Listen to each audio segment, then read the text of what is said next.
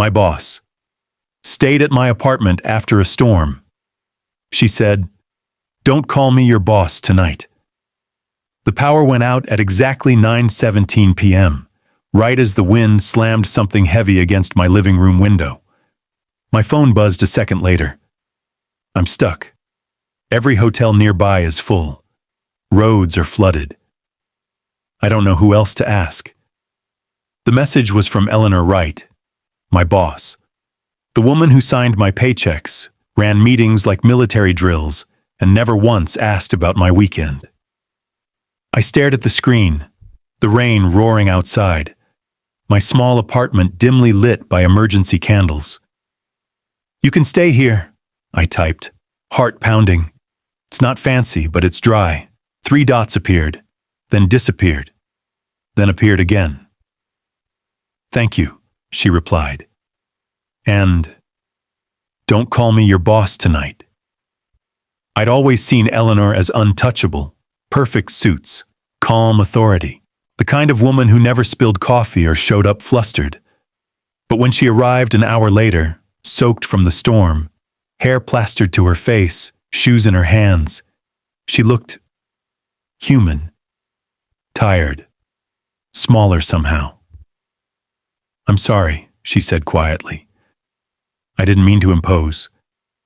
"You're not," I said, taking her coat.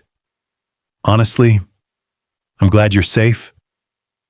She gave a faint smile, the kind that doesn't quite reach the eyes. The storm raged on, thunder shaking the walls, rain tapping like restless fingers.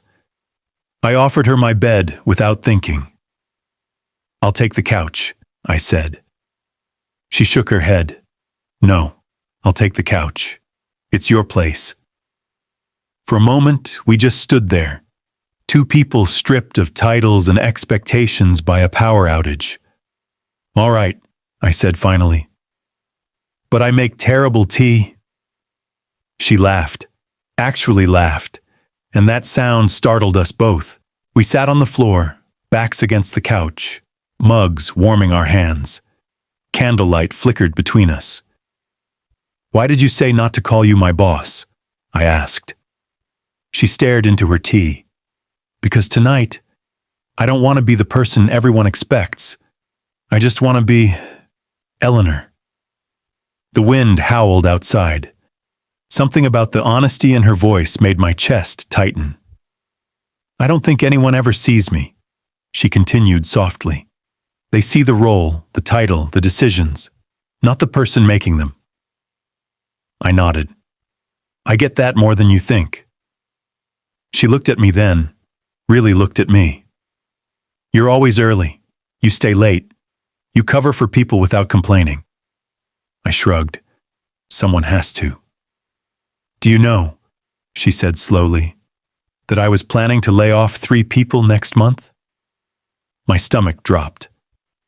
"One of them was you," she added. Silence filled the room louder than the storm. "I understand if you hate me," she said. "I would."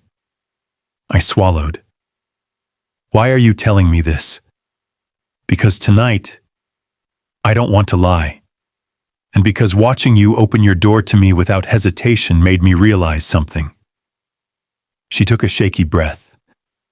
"I've been managing numbers, not humans." The storm knocked out more than power. It knocked down walls. She told me about her divorce, how success had cost her friendships, how she ate dinner alone most nights, convincing herself it was the price of ambition. I told her about my mother, who worked double shifts so I could finish college, about how I stayed at this job because stability mattered more than pride. At some point, she started crying, quietly, like she'd practiced not making noise. Without thinking, I handed her a tissue. "Thank you," she whispered, "for seeing me." The words hit me harder than I expected. Around 3 a.m., the storm finally eased. The silence felt sacred. "I made a decision tonight," Eleanor said, voice steady again, but warmer. "I'm not laying you off. Or the others? I blinked. You don't have to. I do, she interrupted gently. Because leadership without compassion is just control. She smiled. And you reminded me what humanity looks like. Morning light filtered through the curtains. The power hummed back on. She stood by the door, coat on, posture returning. But something had changed.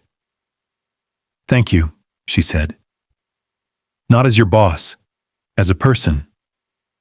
She paused, then added, kindness doesn't show up on balance sheets, but it changes everything.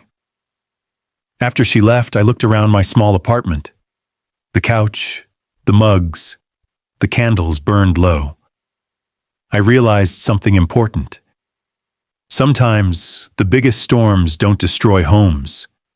They reveal hearts. And sometimes all it takes to change a life, maybe even a company, is opening a door and saying, "You're welcome here."